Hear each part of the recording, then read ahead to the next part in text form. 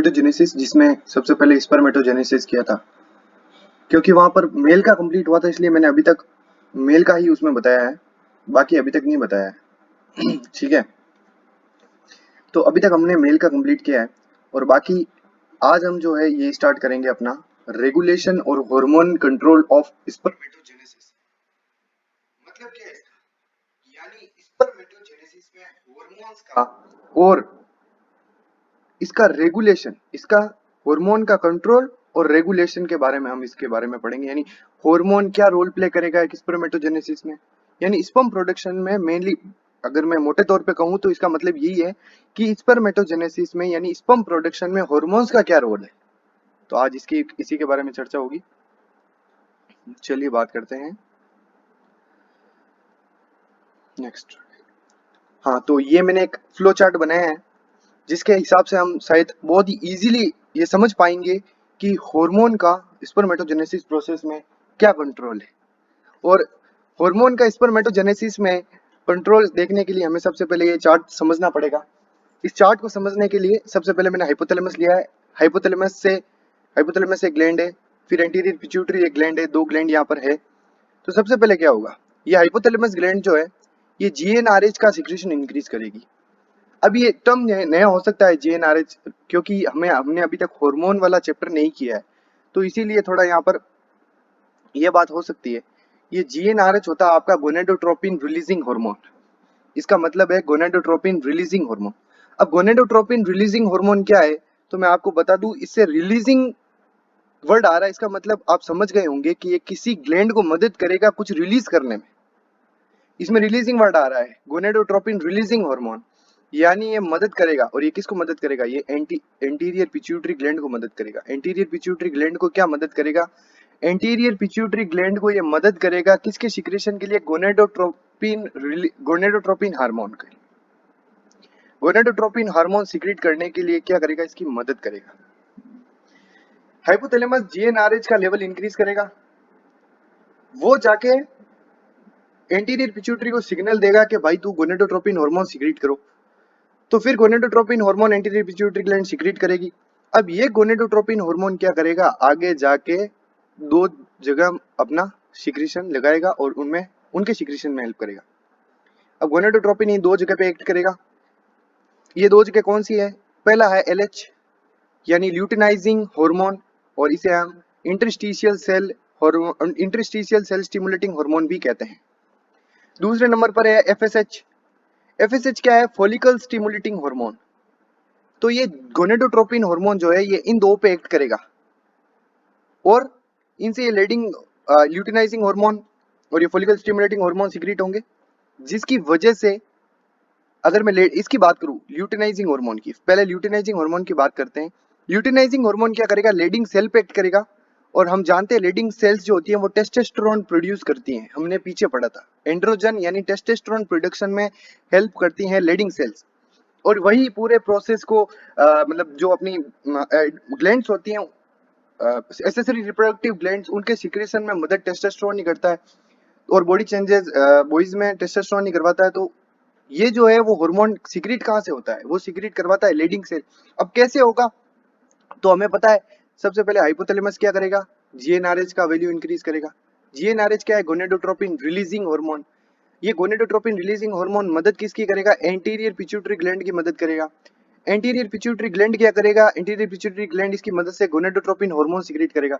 ये gonadotropin hormone क्या करेगा, एलएच और एफएसएच फॉर्म करेगा, यानी ल्यूटिनाइजिंग हार्मोन या इंटरस्टिशियल सेल स्टिमुलेटिंग हार्मोन और फॉलिकल स्टिमुलेटिंग हार्मोन, ये दो हार्मोन सीक्रेट करेगा। अब एलएच क्या करेगा, एलएच है वो लीडिंग सेल्स पे एक्ट करेगा। लीडिंग सेल्स हमने पढ़ा है ना, एसएफटी में होती है, उसमें हमने पढ़ा था कि लीडिंग सेल्स होती है जो आउटर साइड होती है साइटोप्लाज्मा में, जो कि टेस्टोस्टेरोन सिक्रीशन करती है। तो आगे देखते हैं। हाँ, तो यहाँ पर देख सकते हैं हम टेस्टोस्टेरोन यानी एंड्रोजन सिक्रीट हो गया, किससे, लीडिंग सेल से। ऊपर लीडिंग सेल थी, लीडिंग सेल ने क्या किया, जब ग्रोथ हार्मोन उस पे, ग्रोथ हार्मोन ने लीडिंग सेल्स फॉर्मेशन की, सॉरी ल्यूटिनाइजिंग हार्मोन, और ल्यूटिनाइजिंग हार्मोन लीडिंग सेल पे एक्ट किया, और उसने क्या फॉर्मेशन किया, टेस्टोस्टेरोन। लीडिंग सेल ने क्या बना दिया, टेस्टोस्टेरोन। अब हम जानते हैं टेस्टोस्टेरोन तो स्पर्मेटोजेनेसिस यानी स्पर्म प्रोडक्शन में हेल्प करेगा। अब कैसे करेगा वो हमने पिछले लेक्चर में देखा है कि जो है वो और ग्लैंड्स में से सीक्रेशन में मदद करेगा, सेमिनिकल वेसिकल में से, प्रोस्टेट में से और बुल्बो यूरेथ्रल में से। उनके सीक्रेशन को स्टिमुलेट करने में टेस्टोस्टेरोन अपना रोल प्ले करेगा। तो ये तो हो गया स्पर्मेटोजेनेसिस के लिए और टेस्टोस्टेरोन का प्रोडक्शन। अब दूसरी बात हमने पीछे देखा था फॉलिकल स्टिमुलेटिंग हार्मोन, यहाँ पर फॉलिकल स्टिमुलेटिंग हार्मोन देखा था। ये फॉलिकल स्टिमुलेटिंग हार्मोन क्या करेगा? आप फॉलिकल स्टिमुलेटिंग हार्मोन क्या करेगा? दो तरह के फैक्टर्स रिलीज करेगा, दो तरह के फैक्टर्स रिलीज करेगा। First factor is releasing factor and the second one is inhibin factor. Releasing factor क्या है? रिलीजिंग फैक्टर आगे रोल कुछ मतलब आपको मैं बताऊंगा रोल प्ले करेगा स्पर्मायोजेनेसिस में। स्पर्मायोजेनेसिस क्या है? तो ये हमने इससे पिछले वाले लेक्चर में ही देखा था कि स्पर्मायोजेनेसिस क्या है। स्पर्मायोजेनेसिस एक प्रोसेस है जिसकी मदद से स्पर्मेटेड स्पर्मेटो जोआ में कन्वर्ट होता है। याद करो मैंने बताया था उसी टाइम एक्रोसोम फॉर्मेशन होता है। वहां पर मैंने बताया था पिछले लेक्चर में कि स्पर्मायोजेनेसिस प्रोसेस में स्पर्मेटिड जो है, जो कि नॉन मोटाइल है, जिसमें फ्लैजिला नहीं है, जिसमें साइटोप्लाज्मा मोर है, फिर वो स्पर्मायोजेनेसिस के बाद में स्पर्मेटोजोआ में यानी स्पर्म में कन्वर्ट हो जाता है, जिसमें एक्रोसोम होता है, जिसका साइटोप्लाज्मा लेस होता है, वो बहुत ही थिन होता है, उसमें फ्लैजिला होता है, मोटाइल होता है। ये सब मैंने बताया था स्पर्मायोजेनेसिस प्रोसेस में, जो कि पिछले लेक्चर में था। अभी हम बात कर रहे हैं कि स्पर्मायोजेनेसिस प्रोसेस को हार्मोन कौन से सपोर्ट करते हैं। तो इसमें हमने देखा कि जो जीएनआरएच है उसके सीक्रेशन हाइपोथैलेमस ने बढ़ाया। हाइपोथैलेमस को हम मास्टर ऑफ मास्टर ग्लैंड कहते हैं। Master gland anti pituitary gland है और master of master gland hypothalamus है, यानी कई ग्लैंड्स का सीक्रेशन कंट्रोल यही करता है हाइपोथैलेमस। तो इसी तरह हाइपोथैलेमस ने पिट्यूटरी को सपोर्ट किया। कैसे सपोर्ट किया? जीएनआरएच सीक्रेट करके, यानी गोनेडोट्रोपिन रिलीजिंग हार्मोन का लेवल बढ़ाया और एंटीरियर पिट्यूटरी को मदद की। एंटीरियर पिट्यूटरी को मदद किस प्रकार की? क्योंकि इसने एंटीरियर पिट्यूटरी ग्लैंड से सीक्रेशन करवाया किसका? गोनेडोट्रोपिन हार्मोन का। गोनेडोट्रोपिन हार्मोन का सीक्रेशन करवाया। तो इससे हमें पता चल गया कि भाई इसने मदद कैसे की। अब हम आगे बात करेंगे। फिर इसने फॉलिकल स्टिमुलेटिंग हार्मोन सीक्रेट किया। फिर फॉलिकल स्टिमुलेटिंग हार्मोन दो तरह के फैक्टर्स रिलीज करता है, एक है रिलीजिंग फैक्टर और एक है इनहिबिन फैक्टर। इनहिबिन फैक्टर के बारे में अभी बात करते हैं। रिलीजिंग फैक्टर स्पर्मायोजेनेसिस में हेल्प करेगा, ये ध्यान रखना, और टेस्टोस्टेरोन जो है वो स्पर्मेटोजेनेसिस में हेल्प करेगा। टेस्टोस्टेरोन का प्रोडक्शन हम पढ़ चुके हैं। अब रिलीजिंग फैक्टर ने स्पर्मायोजेनेसिस में हेल्प किया। अब क्या होता है देखो, अब समझना होता क्या है कि कुछ चीजें जब ज्यादा होने लगती है ना, तब उनको कम करना भी जरूरत होता है कि वो बॉडी के लिए हार्मफुल होते हैं। ज्यादा टेस्टोस्टेरोन भी बॉडी के लिए हार्मफुल है, तो ज्यादा स्पर्मायोजेनेसिस प्रोसेस कंटिन्यू होना भी बॉडी के लिए बहुत हार्मफुल है। तो इसीलिए इसको सप्रेस करना बहुत ही जरूरी है। सप्रेस करना यानी रोकना, इसका कम करना बहुत ही जरूरी है। टेस्टोस्टेरोन ज्यादा प्रोड्यूस होगा तो प्रॉब्लम्स क्रिएट होगी, और रिलीजिंग फैक्टर भी ज्यादा प्रोड्यूस होगा तो प्रॉब्लम क्रिएट होगी। तो भाई होता क्या है, होता क्या है कि इस समय जब इनको पता चल जाता है कि यार अब ज्यादा सिक्रीशन हो रहा है टेस्टोस्टेरोन का, तब टेस्टोस्टेरोन खुद क्या करता है? नेगेटिव फीडबैक देता है। ये नेगेटिव फीडबैक किसको देता है? ये नेगेटिव फीडबैक देता है आपको इसमें एंटीरियर पिट्यूटरी ग्लैंड को, और किसको देगा? हाइपोथैलेमस को। याद रखना टेस्टोस्टेरोन ज्यादा प्रोड्यूस होने के बाद में टेस्टोस्टेरोन एंटीरियर पिट्यूटरी ग्लैंड को और हाइपोथैलेमस को नेगेटिव फीडबैक देता है। नेगेटिव फीडबैक इसलिए देता है क्योंकि उनका सिक्रेशन ज्यादा होता है, और उसको कम करने के लिए हाइपोथैलेमस को और एंटीरियर पिट्यूटरी ग्लैंड को नेगेटिव फीडबैक देता है कि अब ग्रोथ हार्मोन गोनेडोट्रोपिन हार्मोन का सीक्रेशन जो है वो कम करो। गोनेडोट्रोपिन हार्मोन का सीक्रेशन क्या करो? कम करो। तो इसके लिए किस किस को नेगेटिव फीडबैक देता है? एंटीरियर पिट्यूटरी ग्लैंड को और हाइपोथैलेमस को। इन दो को ये नेगेटिव फीडबैक देता है। कौन? टेस्टोस्टेरोन। और इसकी वजह से फिर उसका सीक्रेशन कम हो जाता है, मतलब ये जीएनआरएच का लेवल कम हो जाता है, उसकी वजह से ग्रोथ हार्मोन कम हो जाता है, फिर ये कम बनेगा और उसकी वजह से टेस्टोस्टेरोन भी कम बनेगा। ठीक है। अब इसी तरह क्या होता है, इसी तरह जब इस पर मायोजेनेसिस प्रोसेस कंटिन्यूअसली बढ़ रही होती है क्योंकि रिलीजिंग फैक्टर ज्यादा प्रोड्यूस हो रहा है, तब ये इनहिबिन जो है, ये इनहिबिन किस किस को नेगेटिव फीडबैक देना, ध्यान रखना, ये नेगेटिव फीडबैक किस किस को देता है?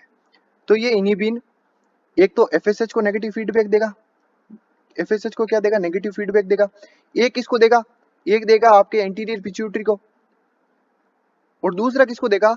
हाइपोथैलेमस को। तीसरा ये इन तीनों को नेगेटिव फीडबैक देगा। किस किस को नेगेटिव फीडबैक दे दिया इसने? एफएसएच को दे दिया, एंटीरियर पिट्यूटरी ग्लैंड को दे दिया और हाइपोथैलेमस को दे दिया। इन तीनों को नेगेटिव फीडबैक देता है कौन? इनिबिन। रिलीजिंग तो हेल्प करता है स्पर्मायोजेनेसिस प्रोसेस में, लेकिन और इस इनिबिन क्या करता है? सप्रेस करता है। ज्यादा हाई लेवल हो जाता है तब उसको सप्रेस करने की जो बात होती है वो कौन करता है? ये इनिबिन। इनिबिन सप्रेस करता है, रिलीजिंग फैक्टर मदद करता है।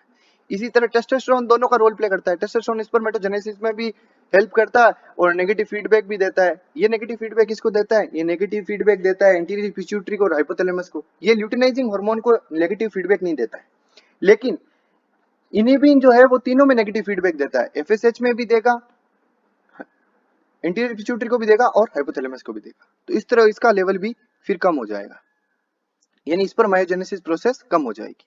इससे हार्मफुल जो हमारे बॉडी में ये हार्मनेस प्रोड्यूस करती है वो नहीं हो पाएगी। उसके बाद आईसीएसएच की फुल फॉर्म मैंने यहाँ लिख दी है, इंटरस्टिशियल सेल स्टिमुलेटिंग हार्मोन, जिसे हम एलएचबी कहते हैं, यानी ल्यूटिनाइजिंग हार्मोन। आगे कुछ टर्म्स हैं, ये टर्म्स भी जानना हमारे लिए बहुत जरूरी है, क्योंकि ये पूरे चैप्टर में कहीं ना कहीं आती रहेगी, फिर हम कंफ्यूज होंगे कि ये टर्म्स क्या हैं, इनके बारे में क्या है। तो ये भी देख लें आप कि स्पर्माइनेशन का मतलब क्या होता है। स्पर्मिनेशन का मतलब होता है, स्पर्मिनेशन का मतलब ये होता है कि sperms are liberated from SFT, that process is called spermination। स्पर्माइनेशन का मतलब ये होता है कि जब एसएफटी से यानी सेमिनिफेरस ट्यूब्यूल से स्पर्म्स रिलीज हो जाते हैं ना, उस प्रोसेस को हम स्पर्माइनेशन कहते हैं। सिंपल था। फिर सेमाइनेशन, सेमाइनेशन का मतलब होता है लिबरेटेड फ्रॉम टेस्टिस। अगर स्पर्म्स टेस्टिस से लिबरेट हो जाते हैं तब उसे सेमिनेशन कहते हैं। इजेकुलेशन होता है मेल से, यानी जब स्पर्म्स मेल से रिलीज हो जाते हैं, मेल बॉडी से बाहर निकल जाते हैं, उसे इंसेमिनेशन कहते हैं। और जब यही स्पर्म्स फीमेल बॉडी में ट्रांसफर कर दिए जाते हैं फीमेल वेजाइना में, तब उसे इंसेमिनेशन कहते हैं। तो ये सॉरी दो कर दिया, यहाँ पर 3 और 4 है। तो ये टर्म्स हैं, इन टर्म्स को ध्यान रखना बहुत जरूरी है, क्योंकि आगे ये कहीं ना कहीं काम आती रहेगी, आगे कहीं ना कहीं ये काम आती रहेगी। तो ये ध्यान रखना बहुत जरूरी है। ठीक है, तो स्पर्म्स अगर एसएफटी से सीक्रेट होगी, एसएफटी से रिलीज होंगी, तो उसे हम क्या कहेंगे?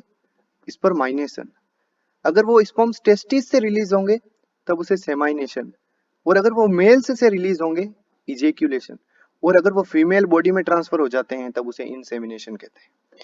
ठीक है, अब गोनेडोट्रोपिन रिलीजिंग हार्मोन ये कौन सीक्रेट करता है? Anterior pituitary gland. ये भी एक ध्यान रखना, मतलब ये बता दिया वैसे।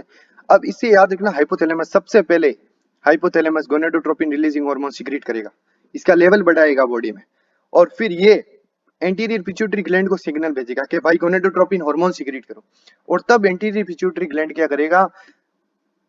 इसका गोनेडोट्रोपिन रिलीजिंग हार्मोन का सीक्रेशन करेगा।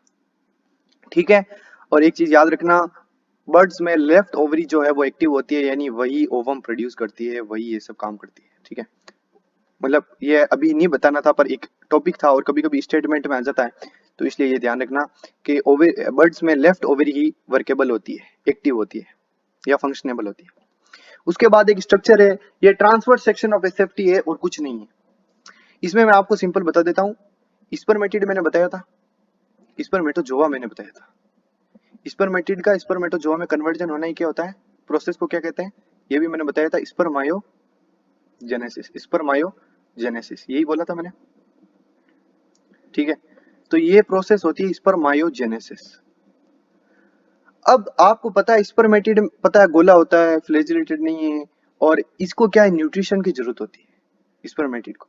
इसलिए न्यूट्रिशन लेने के लिए आप देखोगे यहाँ पर सर्टोली सेल के, इसका जो सर है स्पर्म का, स्पर्मेटिड का, वो सर्टोली सेल के अंदर एम्बेडेड है। और आपको पता है सर्टोली सेल नरिशमेंट प्रोवाइड करती है, तो इस समय ये क्या करती है?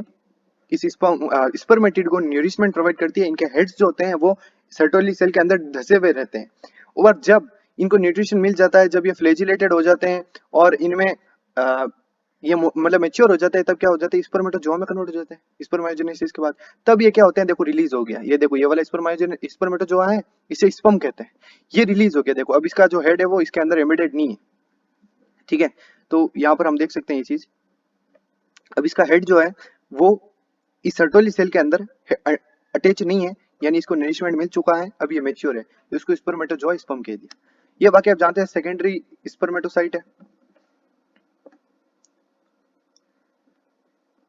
ये बाकी हम जानते हैं ये सेकेंडरी स्पर्मेटोसाइट है। फिर प्राइमरी स्पर्मेटोसाइट, ये हमने सब स्पर्मेटोजेनेसिस में पढ़ लिया है।